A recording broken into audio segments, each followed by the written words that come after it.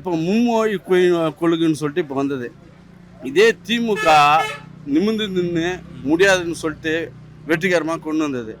இதே எடப்பாடி அவர்கள் இருந்திருந்தான்னா அப்படியே அவர் கூப்பிட்டு ஃபஸ்ட்டு ஒரு சாப்பா குத்தி கையெழுத்து போட்டு நீங்கள் வச்சுக்கோங்க ஐயா, நாங்கள் அதுக்கு ஆதரிக்கிறோன்னு சொல்லிட்டு சொல்லிவிடுவார். இது வந்து திமுக வந்து அப்பில் இருந்து கலைஞரே இல்லை. இப்போ கலைஞரில் இருந்து அந்த மும்மொழி கொள்கை வந்து வரக்கூடாது, அது எங்களுக்கு தேவையில்லைன்னு தான் அப்போலேருந்து ஆதரிச்சு இருக்குது.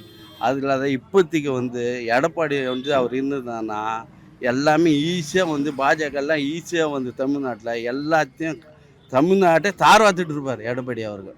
நான் சொல்லிக்கலாம், நான் ஜெயிச்சிடுவேன் நான் ஒன்று தனியால் நின்றுனேன் 4 பேர் என் கூட வண்டி ஓட்டுறவங்களை வச்சுக்கினேன், நான் ஜெயிச்சிடுவேன் நான் சொல்லலாம்.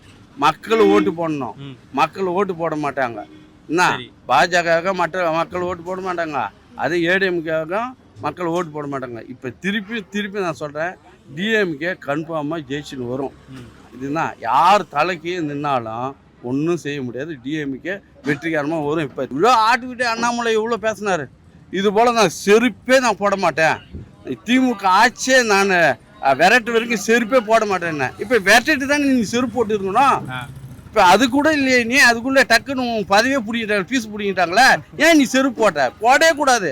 நீ அவ்வளோ ஜாட்டி எடுத்து அடிச்சுக்கிற, செருப்பு போட மாட்டேன்ற என்னவே பேசுகிற, கட்சியில் பார்த்தா இப்போ செருப்பு போட்டுக்கினேன். உன்னுடைய பேச்சும் உன்னுடைய ஆட்டமும் தமிழ்நாட்டில் பலிக்காது.